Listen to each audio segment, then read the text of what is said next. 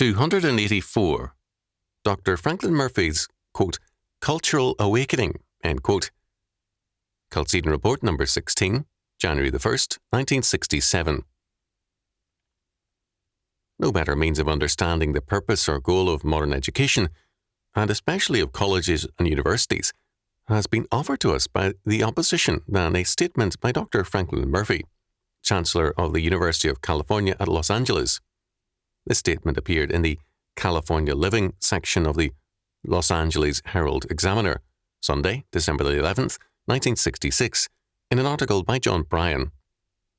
Franklin Murphy on the return of Renaissance man. What we are rapidly moving into, according to Dr. Murphy, is a Renaissance, that is, a rebirth of man.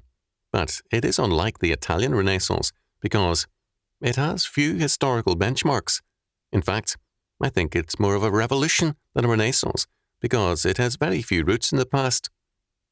This revolutionary change is especially evident in the arts. What are the sources of this glorious, quote, cultural awakening, end quote? Reporter Bryan asked. I list 3 major inputs, Dr. Murphy replied quickly. First is the death of Calvinism, that set of traditions which said that to live richly in one's emotional life is a dishonourable thing for a man to do. Secondly, the impact of the scientific revolution.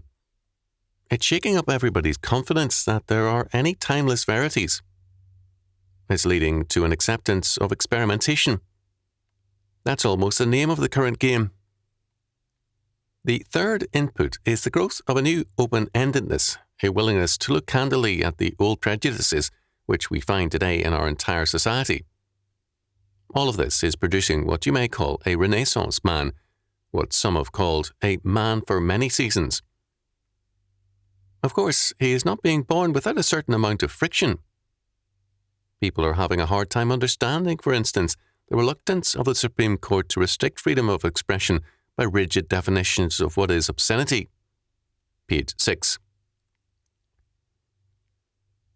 Dr. Murphy felt that the Supreme Court justices actually are a bit behind the times. For him, the purpose of the university is to create this Renaissance man. Now, all 3 of Dr. Murphy's, quote, inputs, end quote, add up to one thing alone: the death of God, of morality, of truth. There must be no timeless verities or absolute truths, no absolute right and wrong, only experimentation, total moral relativism. It is significant that Dr. Murphy called this, quote, new man, end quote, Renaissance man, because the Renaissance was dedicated to moral relativism. It held, according to John S. White in Renaissance Cavalier, that good and bad are not absolute concepts, but products of their time. Good is what conforms to its time, what corresponds to actual society. In other words, good usage. Bad is what is out of date, the antiquated. Page 13. This moral relativism, or moral anarchism, went hand in hand with statism and totalitarianism in the Renaissance, and the same is true today. Because moral relativism denies that there is an absolute right and wrong, it puts no moral limits on the powers of the state. Also, it does not allow any moral grounds for criticizing the state. If nothing is really evil, then nothing is really morally wrong with anything the state does. Wherever and whenever moral relativism flourishes, then and there totalitarian statism also flourishes.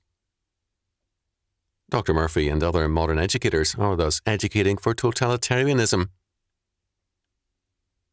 The Death of God movement, which is at the heart of all this, is one of the most deeply rooted and most basic movements of our time. It states openly what is prevalent secretly. One of the social effects of this decline of biblical faith is the operation of the principle of Gresham's law in every realm. As the Santa Ana Register editorial of Monday, December the 19th, 1966, page B8 observed, Gresham's law states that bad money drives out good money. The same principle appears to apply to people.